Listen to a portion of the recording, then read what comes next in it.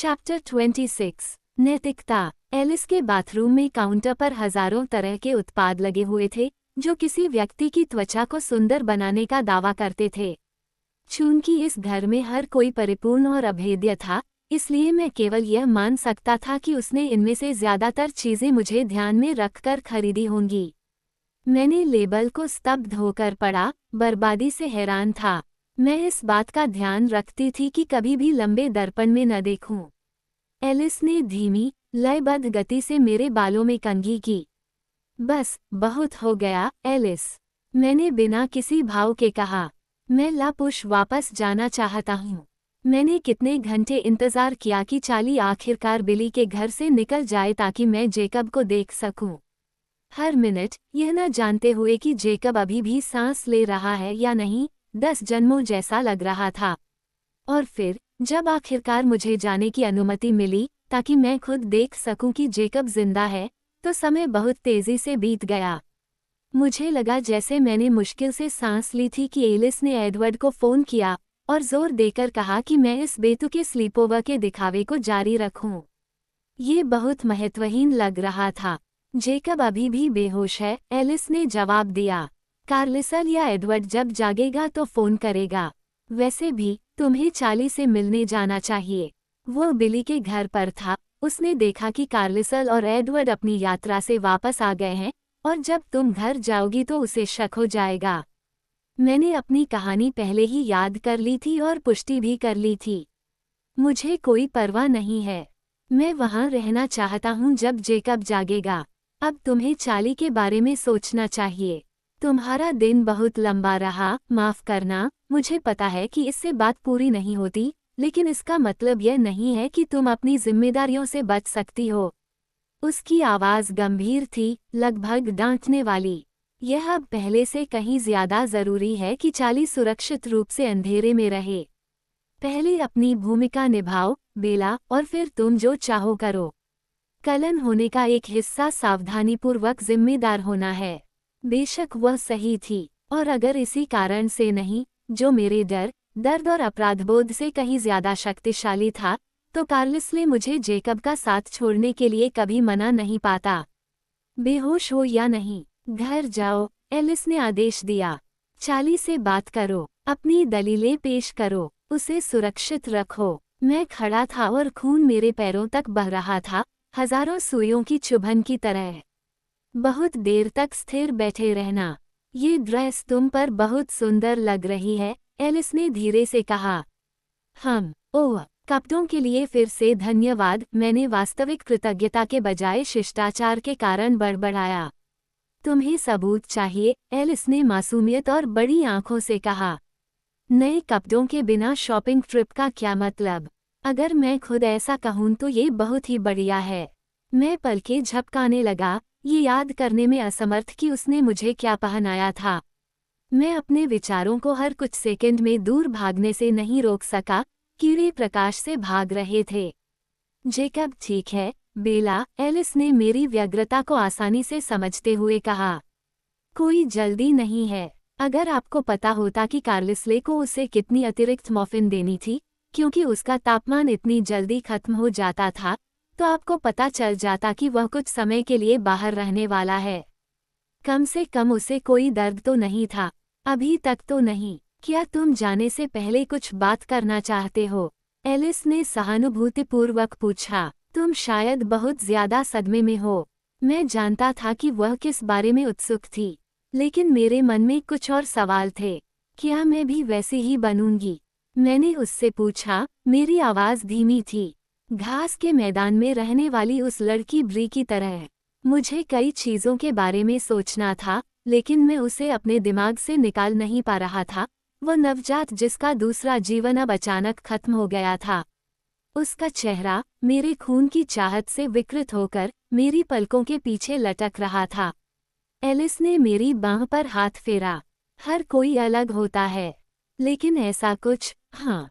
मैं एकदम शांत था, कल्पना करने की कोशिश कर रहा था। ये गुजर जाएगा, उसने वादा किया।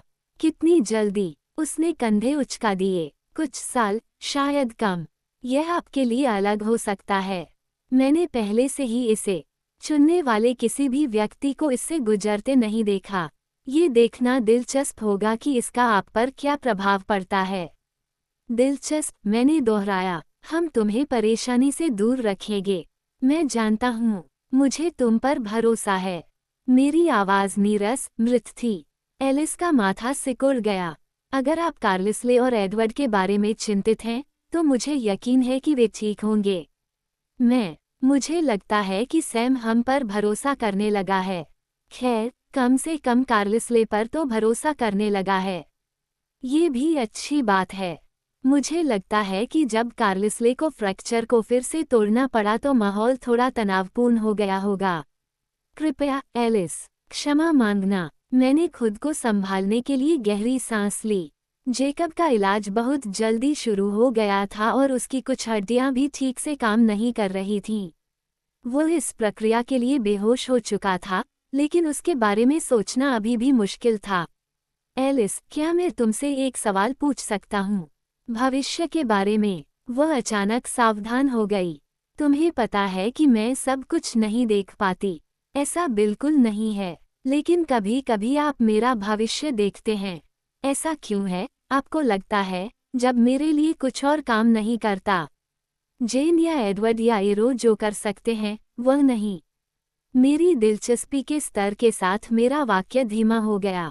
इस बिंदु पर मेरी जिज्ञासा क्षणभंगुर थी, जो अधिक दबाव वाली भावनाओं से भारी रूप से प्रभावित थी।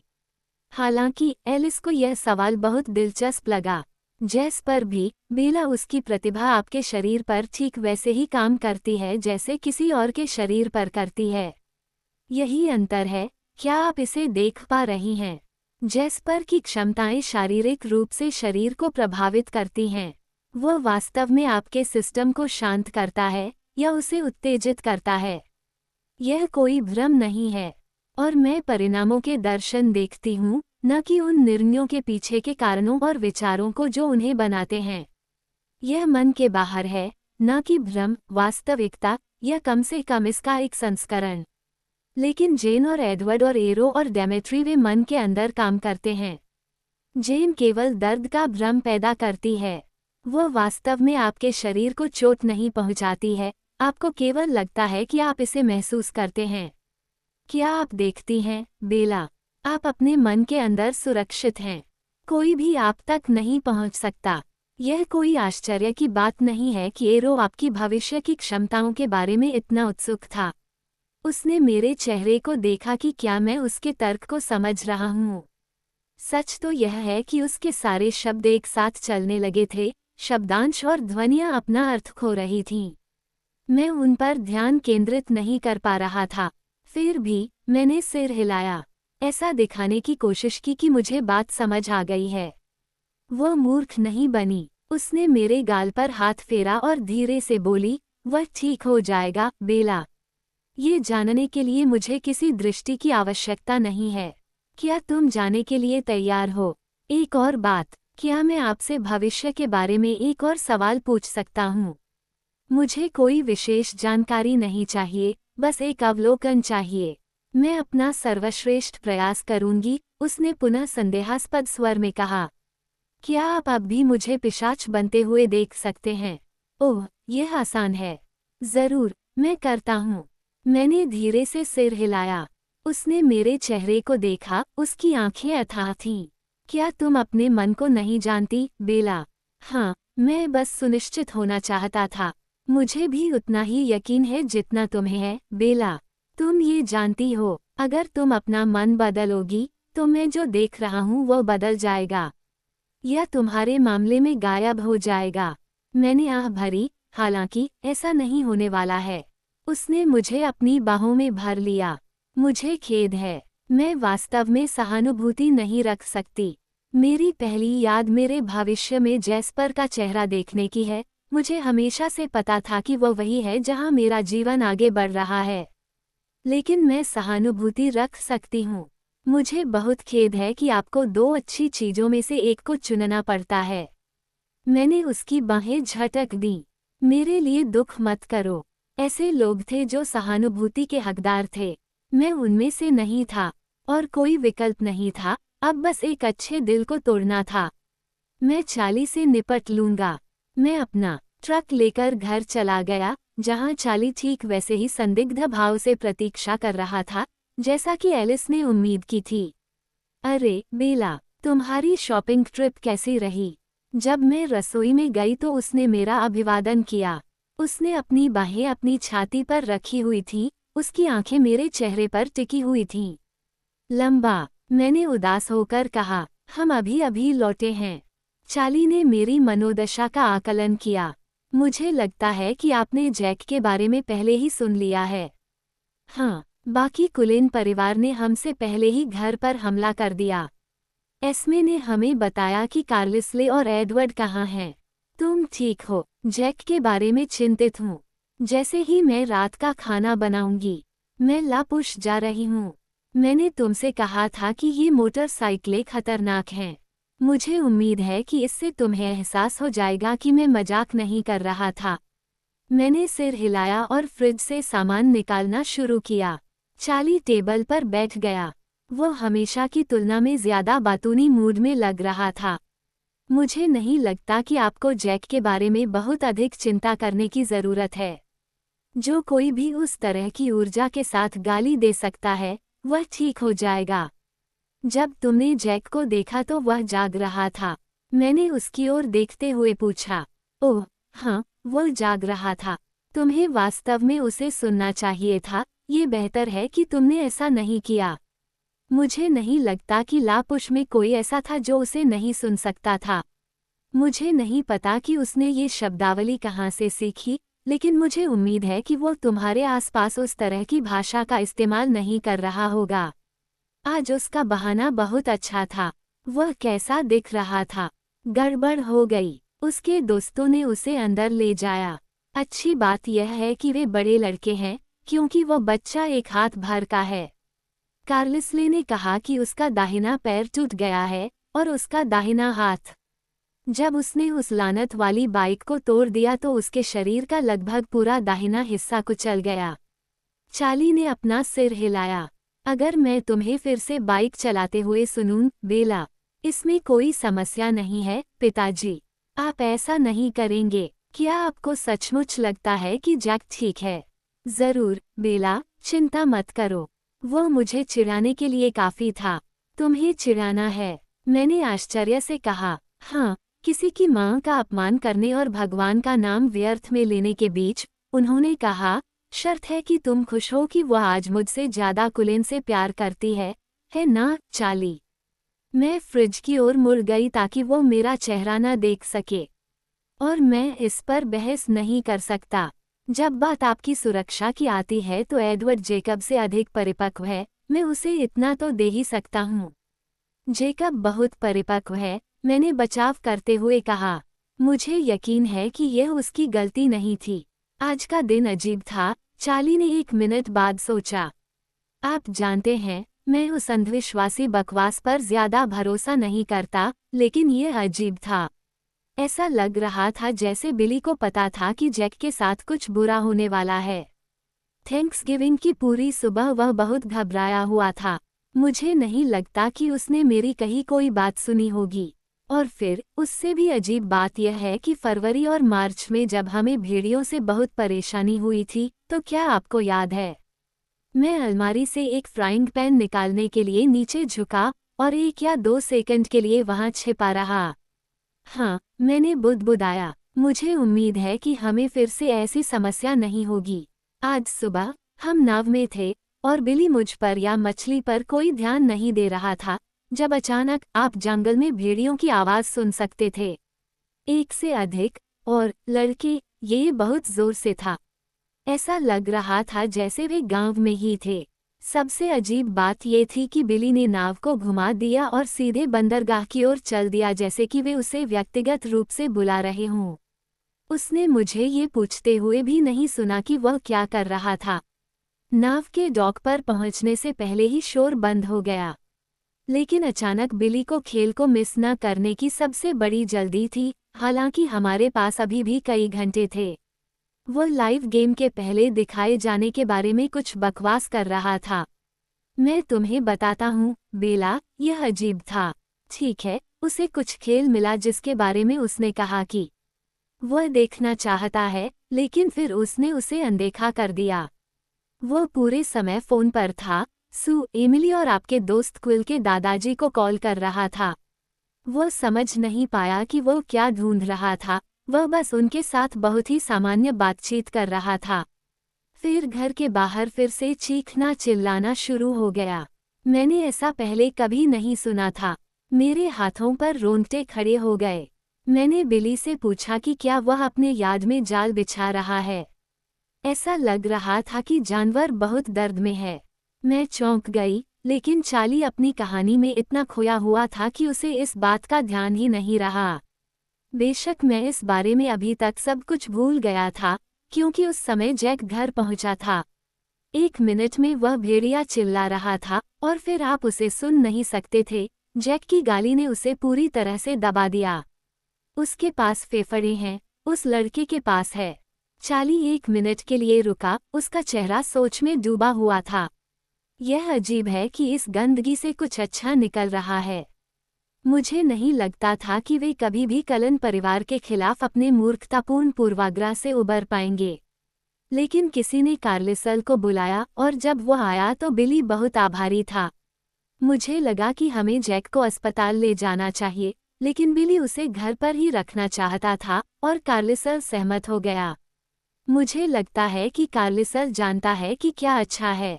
इतने लंबे समय तक घर पर रहने के लिए साइन अप करना उसकी उदारता है। और वह रुका, मानो कुछ कहना नहीं चाहता हो। उसने आह भरी और फिर आगे बोला, और एडवर्ड वाकई अच्छा था। वह जेकब के बारे में उतना ही चिंतित लग रहा था जितना कि तुम हो, जैसे कि उसका भाई वहां लेटा हुआ था। उसकी आंखों में जो भाव था। चार्ली ने अपना सिर हिलाया। वह एक अच्छा लड़का है, बेला। मैं उसे याद रखने की कोशिश करूंगा। हालांकि कोई वादा नहीं। उसने मेरी तरफ मुस्कुराया। मैं तुम्हें इसके लिए बाध्य नहीं करूंगा, मैंने बुदबुदाया। चार्ली ने अपने पैर फैलाए और कराहते हुए कहा, घर आकर अच्छा लग रहा है। आपको यकीन नहीं होगा कि बिली के छोटे से घर में कितनी भीड़ होती है। जैक के साथ दोस्त उस छोटे से सामने वाले कमरे में घुस गए थे। मैं मुश्किल से सांस ले पा रहा था। क्या आपने कभी गौर किया है कि वे क्विल्यूट बच्चे कितने बड़े हैं? हाँ, मेरे पास है। चार्ली ने मेरी ओर देखा, उसकी आंखें अचानक और अधिक केंद्रित हो गईं। सच में, बेला, कार्लिसले ने कहा था कि जैक कुछ ही समय में उठकर ठीक हो जाएगा। उसने कहा कि यह जितना था, उससे कहीं ज्यादा बुरा लग रहा था। वह ठीक हो जाएगा। मैंने बस सिर हिलाया। जब चार्ली के जाने के तुरंत बाद मैं जेकब को देखने के लिए नीचे गया था, तो वह बहुत अजीब तरह से कमजोर लग रहा था। उसे हर जगह ब्रासस लगे हुए थे। कार्लिसले ने कहा कि प्लास्टर लगाने का कोई मतलब नहीं है, क्योंकि वह बहुत तेजी से ठीक हो रहा था। उसका चेहरा पीला और तना हुआ था, हालांकि उस समय वह बहुत बेहोश था। टूटने वाला। वह जितना विशाल था, वह उतना ही टूटने वाला लग रहा था। शायद यह मेरी कल्पना थी, साथ ही यह ज्ञान भी था कि मुझे उसे तोड़ना होगा। काश कि मुझ पर बिजली गिरती और मैं 2 टुकड़ों में बंट जाता। अधिमानतः दर्दनाक तरीके से। पहली बार इंसान होने का त्याग करना एक सच्चे बलिदान की तरह लगा। जैसे कि खोने के लिए बहुत कुछ हो सकता है। मैंने चार्ली का खाना उसकी कोहनी के पास मेज पर रख दिया और दरवाजे की ओर चल दिया। ओह, बेला, क्या तुम एक पल रुक सकती हो? क्या मैं कुछ भूल गया? मैंने उसकी प्लेट पर नजर डालते हुए पूछा। नहीं, नहीं, मैं बस एक एहसान मांगना चाहता हूँ। चार्ली ने भौहें सिकोड़ी और फर्श की ओर देखा। बैठ जाओ, इसमें ज्यादा समय नहीं लगेगा। मैं उनके सामने बैठा था, थोड़ा उलझन में था। मैंने ध्यान केंद्रित करने की कोशिश की। आपको क्या चाहिए, पिताजी? यह इसका सार है, बेला। चार्ली शर्मा गया। शायद मैं सिर्फ अंधविश्वासी महसूस कर रहा हूँ। बिली के साथ घूमने के बाद, जबकि वह पूरे दिन इतना अजीब व्यवहार कर रहा था। लेकिन मुझे ये अंदेशा है। मुझे लगता है मैं जल्द ही तुम्हें खो दूंगा। पापा, मूर्ख मत बनो, मैंने अपराध बोध से बुदबुदाया। आप चाहते हैं कि मैं स्कूल जाऊं, है न? बस एक बात का वादा करो। मैं झिझक रहा था, वापस लेने को तैयार था। ठीक है, क्या तुम मुझे कुछ भी बड़ा करने से पहले बताओगे? उसके साथ भागने से पहले या कुछ और करने से पहले? पिताजी, मैंने विलाप किया। मैं गंभीर हूँ। मैं कोई बवाल नहीं मचाऊंगा। बस मुझे पहले से बता दो। मुझे अलविदा कहने के लिए गले लगाने का मौका दो। मन ही मन घबराते हुए मैंने अपना हाथ ऊपर उठाया। यह मूर्खतापूर्ण है, लेकिन अगर इससे तुम्हें खुशी मिलती है तो मैं वादा करता हूँ। धन्यवाद बेला, उसने कहा। मैं तुमसे प्यार करता हूँ, बच्ची। मैं भी आपसे प्यार करता हूँ, पापा। मैंने उनके कंधे को छुआ और फिर टेबल से दूर हट गया। अगर आपको कुछ चाहिए तो मैं बिली के यहाँ आ जाऊंगा। मैं भागते हुए पीछे मुड़कर नहीं देखा। ये बिल्कुल सही था, ठीक वही जिसकी मुझे अभी जरूरत थी। लापुश तक जाते हुए मैं खुद से बड़बड़ाता रहा। कार्लिसले की काली मर्सिडीज बिली के घर के सामने नहीं थी। यह अच्छा और बुरा दोनों था। जाहिर है, मुझे जेकब से अकेले में बात करने की जरूरत थी। फिर भी मैं चाहता था कि मैं किसी तरह एडवर्ड का हाथ पकड़ सकूं, जैसे मैंने पहले किया था जब जेकब बेहोश था। असंभव, लेकिन मुझे एडवर्ड की याद आ रही थी। यह एलिस के साथ अकेले बहुत लंबी दोपहर लग रही थी। मुझे लगा कि इससे मेरा जवाब बिल्कुल स्पष्ट हो गया। मैं पहले से ही जानता था कि मैं एडवर्ड के बिना नहीं रह सकता। ये तथ्य इसे कम दर्दनाक नहीं बनाने वाला था। मैंने धीरे से सामने का दरवाज़ा खटखटाया। अंदर आओ, बेला, बिली ने कहा। मेरे ट्रक की गर्जना को पहचानना आसान था। मैंने खुद को अंदर आने दिया। अरे, बिली, क्या वह जाग रहा है? मैंने पूछा। वो करीब आधे घंटे पहले जागा था, डॉक्टर के जाने से ठीक पहले। अंदर चलो, मुझे लगता है कि वह तुम्हारा इंतजार कर रहा है। मैं चौंक गया और फिर एक गहरी सांस ली। धन्यवाद। मैं जेकब के कमरे के दरवाजे पर झिझक रहा था। मुझे समझ नहीं आ रहा था कि दस्तक दूं या नहीं। मैंने पहले झांकने का फैसला किया। मुझे डर था कि शायद वह फिर से सो गया होगा। मुझे लगा कि मुझे बस कुछ और मिनट चाहिए। मैंने दरवाज़ा थोड़ा सा खोला और झिझकते हुए अंदर की ओर झुका। जेकब मेरा इंतजार कर रहा था। उसका चेहरा शांत और कोमल था। थका हुआ, दुबला चेहरा गायब हो गया था, लेकिन उसकी जगह सिर्फ एक सावधान खालीपन ने ले ली थी। उसकी गहरी आंखों में कोई जीवंतता नहीं थी। उसके चेहरे को देखना मेरे लिए मुश्किल था, ये जानते हुए कि मैं उससे प्यार करता हूँ। इससे जितना मैंने सोचा था उससे कहीं ज्यादा फर्क पड़ा। मुझे आश्चर्य हुआ कि क्या ये सब उसके लिए हमेशा इतना मुश्किल रहा होगा, इतने समय तक। शुक्र है कि किसी ने उसे रजाई से ढक दिया था। ये राहत की बात थी कि उसे नुकसान की गंभीरता नहीं देखनी पड़ी। मैं अंदर गया और चुपचाप दरवाजा बंद कर लिया। हाय, जैक, मैंने धीरे से कहा। पहले तो उसने कोई जवाब नहीं दिया। वह काफी देर तक मेरे चेहरे को देखता रहा। फिर, कुछ प्रयास के बाद, उसने अपने चेहरे पर हल्की सी उपहासपूर्ण मुस्कान ला दी। हाँ, मुझे लगा कि शायद ऐसा ही हो सकता है। उसने आह भरी। आज निश्चित रूप से बुरा मोड़ आ गया है। सबसे पहले मैंने गलत जगह चुनी, सबसे अच्छी लड़ाई को मिस किया और सेठ को सारी महिमा मिली। फिर लिया को ये साबित करने की कोशिश में एक बेवकूफ़ बनना पड़ा कि वो हम में से बाकी लोगों की तरह ही मजबूत है और मुझे उसे बचाने वाला बेवकूफ़ बनना पड़ा। और अब ये, उसने अपना बायां हाथ मेरी ओर लहराया जहां मैं दरवाजे के पास झिझक रहा था। आप कैसा महसूस कर रहे हैं? मैंने बुदबुदाया। कितना बेवकूफ़ाना सवाल है। थोड़ा नशे में हूँ। डॉक्टर, फैंग को पता नहीं है कि मुझे कितनी दर्द निवारक दवा की ज़रूरत है, इसलिए वे परीक्षण और त्रुटि के आधार पर दवा दे रहे हैं। लगता है उन्होंने ज़रूरत से ज़्यादा दवा दे दी है। लेकिन तुम्हें दर्द नहीं हो रहा है? नहीं, कम से कम मुझे अपनी चोटें महसूस नहीं हो रही हैं, उन्होंने फिर से उपहासपूर्ण ढंग से मुस्कुराते हुए कहा। मैंने अपने होंठ काटे। मैं कभी भी इससे बाहर नहीं निकलने वाला था। जब मैं मरना चाहता था तो किसी ने मुझे मारने की कोशिश क्यों नहीं की? उसके चेहरे से व्यंग्यात्मक हास्य गायब हो गया और उसकी आंखें गर्म हो गईं। उसका माथा सिकुड़ गया, जैसे वह चिंतित हो। तुम्हारे क्या हाल हैं? उसने पूछा, बहुत चिंतित लग रहा था। क्या तुम ठीक हो? मैंने उसे घूर कर देखा। शायद उसने बहुत ज्यादा ड्रग्स ले लिए थे। क्यों? अच्छा, मेरा मतलब है, मुझे पूरा यकीन था कि वह तुम्हें चोट नहीं पहुंचाएगा, लेकिन मुझे नहीं पता था कि यह कितना बुरा होने वाला था। जब से मैं जागा हूँ, तब से मैं तुम्हारे बारे में चिंता करते करते थोड़ा पागल हो रहा हूँ।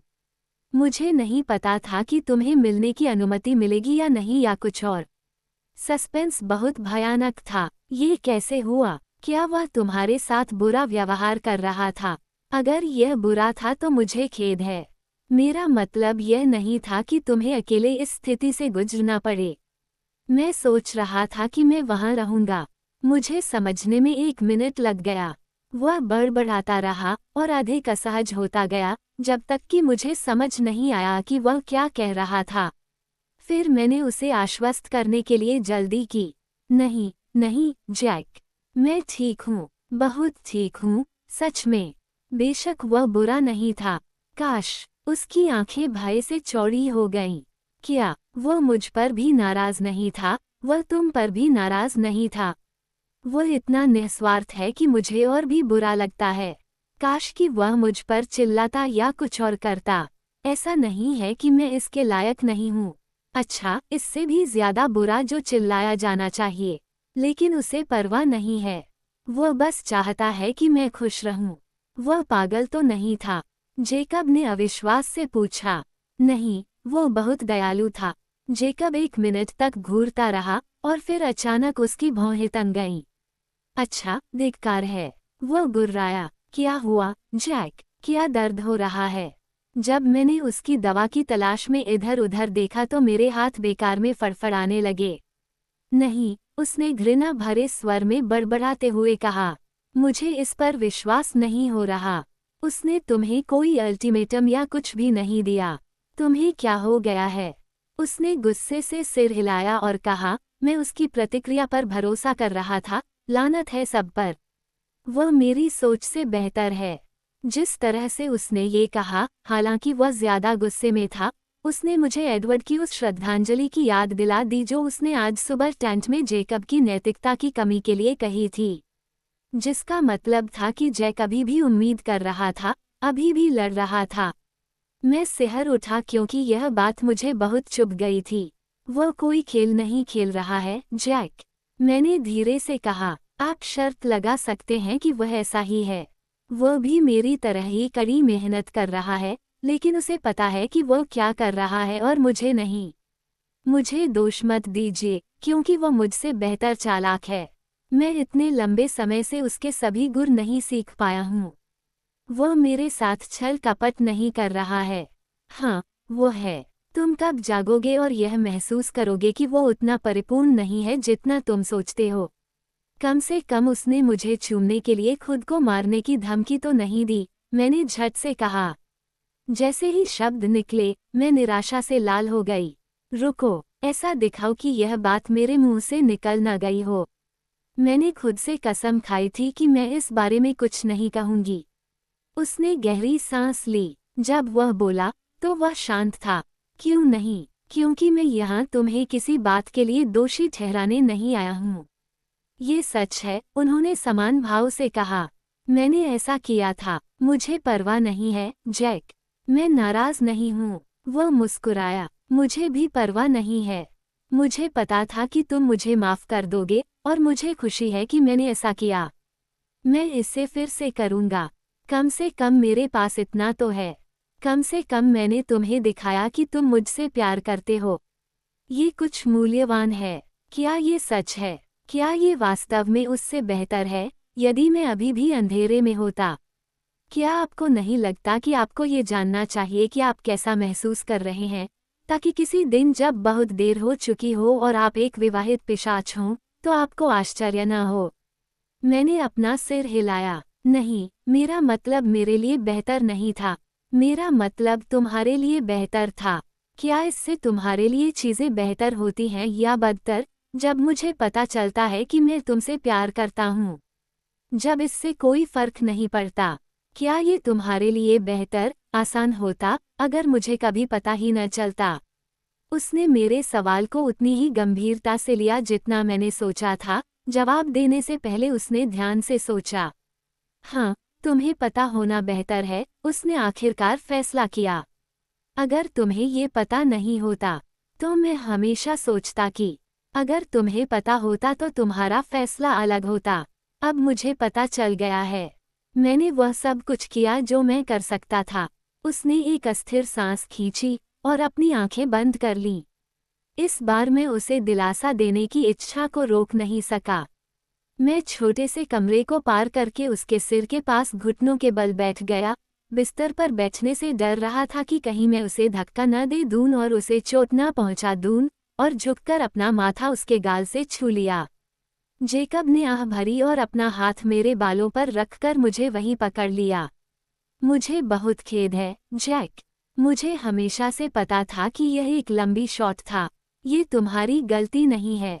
बेला, नहीं, आप भी नहीं, मैंने विलाप किया। कृपया। वह मेरी ओर देखने के लिए पीछे हट गया। क्या यह मेरी गलती है? और मुझे ये सुनकर बहुत बुरा लगता है कि यह मेरी गलती नहीं है। वह मुस्कुराया। यह उसकी आंखों को नहीं छू पाया। तुम चाहते हो कि मैं तुम्हें कोयले पर घसीटूं? वास्तव में मुझे ऐसा लगता है। उसने अपने होंठ सिकुड़े और महसूस किया कि मैं उससे कितना प्यार करती हूँ। उसके चेहरे पर कुछ देर के लिए मुस्कान आई और फिर उसने अपने हाव भाव को एक भयंकर तिरस्कार में बदल दिया। मुझे इस तरह चूमना अक्षम्य था। उसने मुझ पर ये शब्द थूक दिए। अगर तुम्हें पता था कि तुम इसे वापस लेने जा रहे हो, तो शायद तुम्हें इसके बारे में इतना आश्वस्त नहीं होना चाहिए था। वन ने सिर हिलाकर कहा, मुझे बहुत खेद है। माफी मांगने से कुछ नहीं होता। बेला, तुम क्या सोच रही थी? मैं नहीं था, मैंने फुसफुसाया। तुम्हें मुझसे कह देना चाहिए था कि मैं मर जाऊं। यही तो तुम चाहते हो। नहीं, जेकब, मैंने फूट फूट कर रोते हुए कहा, अपने आंसुओं को रोकते हुए। नहीं, कभी नहीं, तुम रो नहीं रहे हो। उसने पूछा। उसकी आवाज़ अचानक अपनी सामान्य टोन में वापस आ गई। वह अधीरता से बिस्तर पर करा उठा। हाँ, मैंने बुदबुदाते हुए कहा, और अचानक मेरे आंसू सिसकियों में बदल गए और मैं अपने आप पर हल्की हंसी हंसने लगा। उसने अपना वजन स्थानांतरित किया, अपना अच्छा पैर बिस्तर से नीचे फेंका, मानो वह खड़ा होने का प्रयास कर रहा हो। तुम क्या कर रहे हो? मैंने आंसू बहाते हुए पूछा। लेट जाओ, बेवकूफ, तुम खुद को चोट पहुंचाओगे। मैं अपने पैरों पर कूद पड़ी और उसके कंधे को दोनों हाथों से नीचे धकेल दिया। उसने आत्मसमर्पण कर दिया, दर्द से कराहते हुए पीछे की ओर झुक गया, लेकिन उसने मुझे मेरी कमर से पकड़ लिया और मुझे बिस्तर पर अपनी तरफ खींच लिया। मैं वहां सिकुड़ गई, उसकी गर्म त्वचा के खिलाफ मूर्खतापूर्ण सिसकियों को दबाने की कोशिश कर रही थी। मुझे यकीन नहीं हो रहा कि तुम रो रही हो, उसने बुदबुदाया।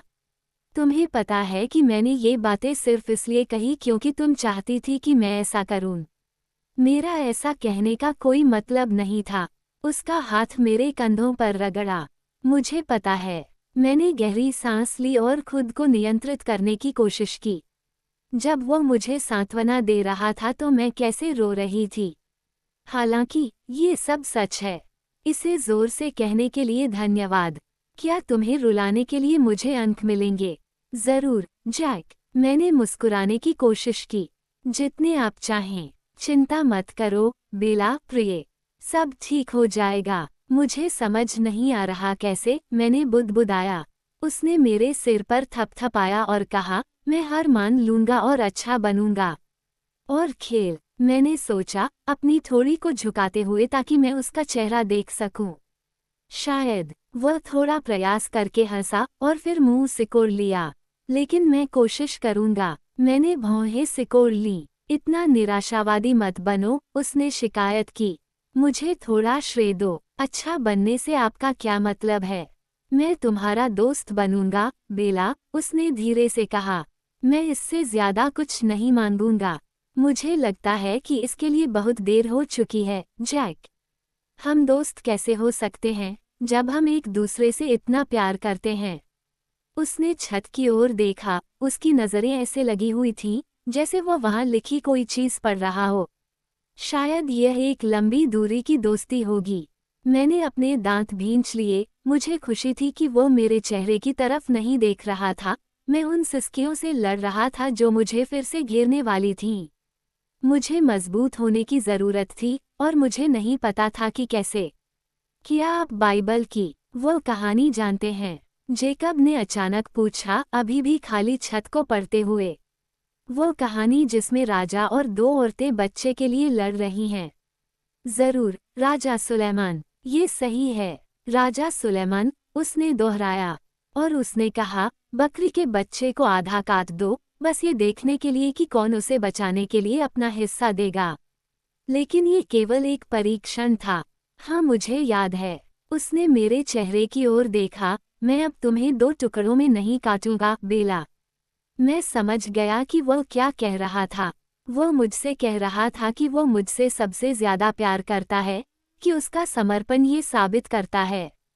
मैं एडवर्ड का बचाव करना चाहता था, जेकब को बताना चाहता था कि अगर मैं चाहूं, अगर मैं उसे ऐसा करने दूं तो एडवर्ड भी वैसा ही करेगा। मैं ही था जो वहां अपना दावा नहीं छोड़ेगा।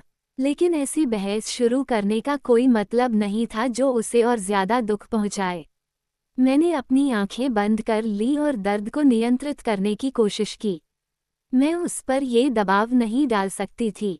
हम कुछ देर के लिए चुप हो गए। ऐसा लग रहा था कि वो मेरे कुछ कहने का इंतजार कर रहा था। मैं कुछ सोचने की कोशिश कर रही थी। क्या मैं आपको बता सकता हूँ कि सबसे खराब हिस्सा क्या है? जब मैंने कुछ नहीं कहा तो उन्होंने झिझकते हुए पूछा, क्या आपको कोई आपत्ति है? लैम अच्छा होने वाला है। क्या इससे मदद मिलेगी? मैंने फुसफुसाकर पूछा। हो सकता है। इससे कोई नुकसान नहीं होगा। तो फिर सबसे बुरी बात क्या है? सबसे बुरी बात तो यह है कि यह जानना कि क्या होता। क्या हो सकता था? मैंने आह भरी। नहीं, जेकब ने अपना सिर हिलाया। मैं तुम्हारे लिए बिल्कुल सही हूँ, बेला। ये हमारे लिए सहज, सांस लेने जितना आसान होता। मैं वह स्वाभाविक रास्ता था जिस पर तुम्हारा जीवन चलता। वो एक पल के लिए अंतरिक्ष में देखता रहा और मैं इंतजार करता रहा। अगर दुनिया वैसी होती जैसी होनी चाहिए, अगर कोई राक्षस और कोई जादू नहीं होता। मैं देख सकता था कि उसने क्या देखा और मुझे पता था कि वह सही था।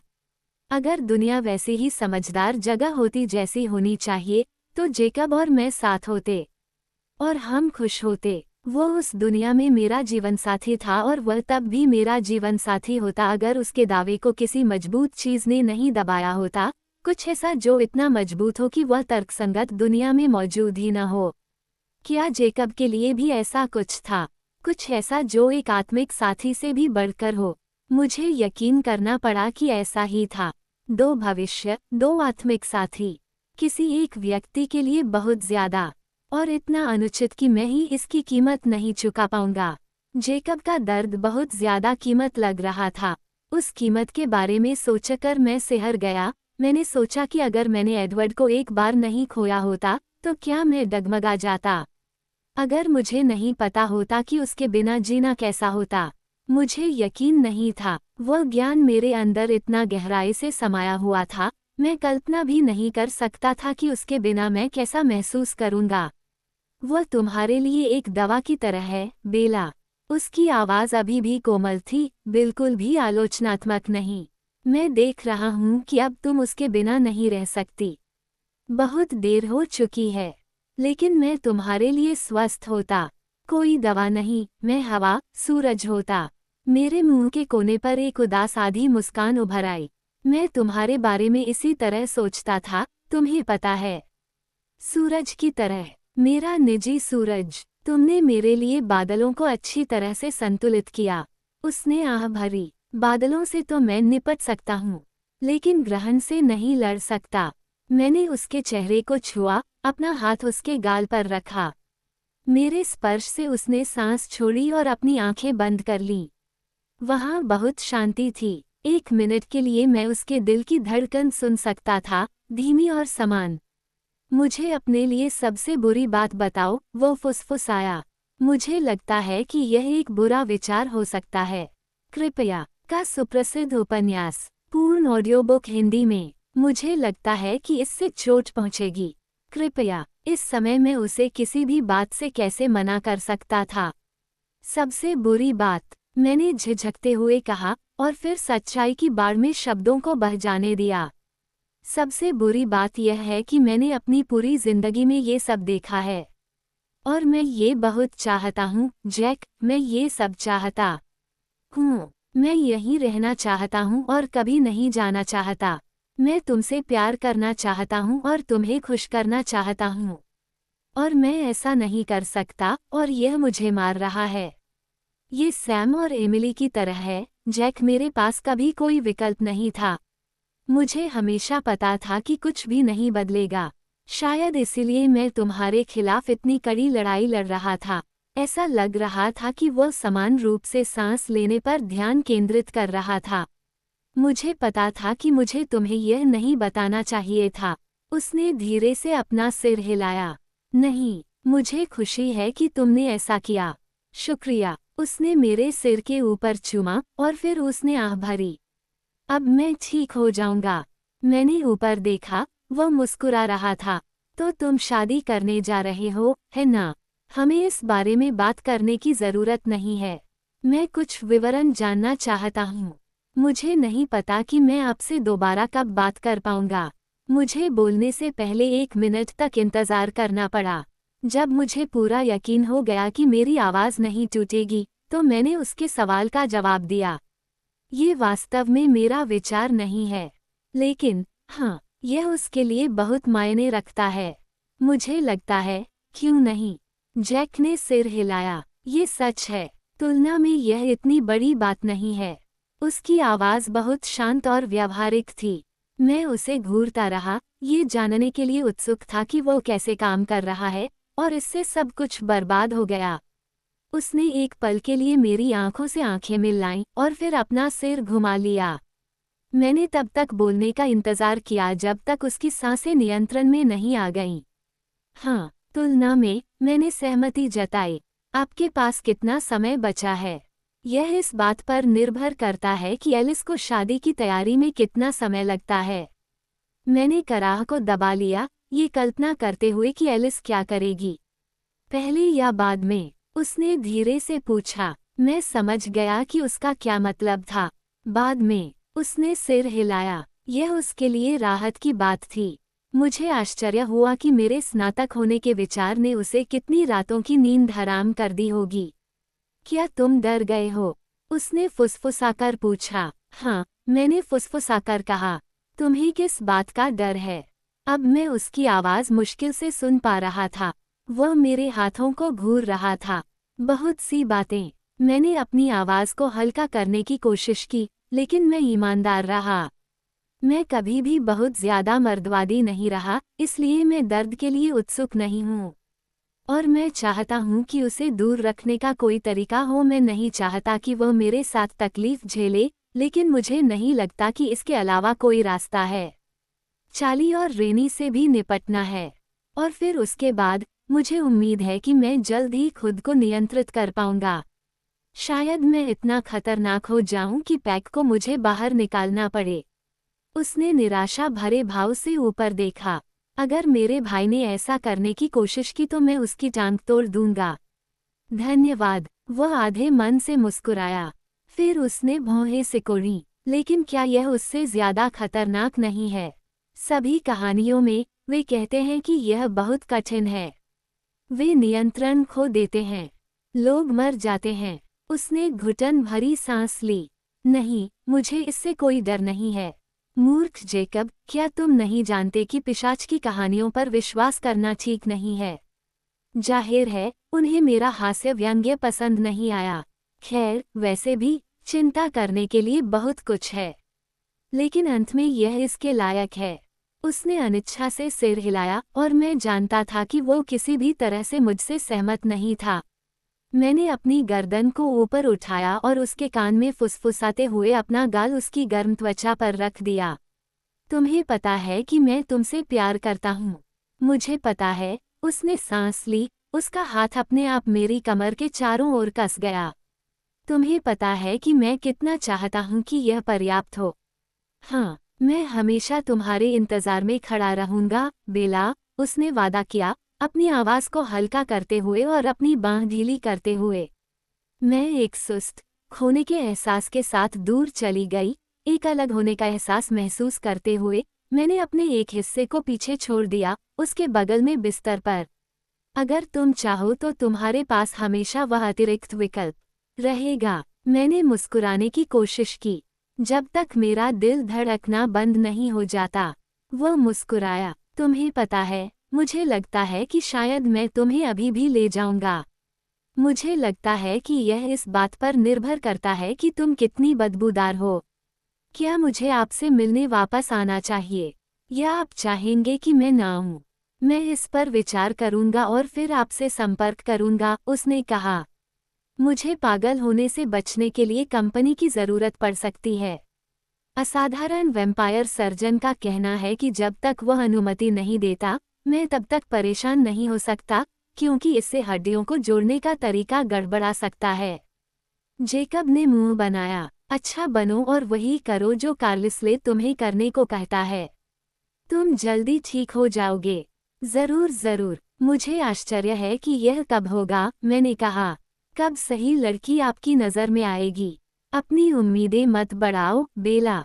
जेकब की आवाज़ अचानक खट्टी हो गई। हालांकि मुझे यकीन है कि यह तुम्हारे लिए राहत की बात होगी। शायद, शायद नहीं। शायद मुझे नहीं लगेगा कि वह तुम्हारे लिए काफ़ी अच्छी है। मुझे आश्चर्य है कि मैं कितनी ईर्ष्यालु हो जाऊंगी। उन्होंने स्वीकार किया, ये हिस्सा काफ़ी मज़ेदार हो सकता है। मुझे बताइए कि क्या आप चाहते हैं कि मैं वापस आऊं और मैं यहीं रहूंगा, मैंने वादा किया। एक आह भरते हुए उसने अपना गाल मेरी ओर घुमाया। मैं झुकी और उसके चेहरे को धीरे से चूमा। मैं तुमसे प्यार करती हूँ, जेकब। वो हल्के से हंसा, मैं तुमसे और भी अधिक प्यार करता हूँ।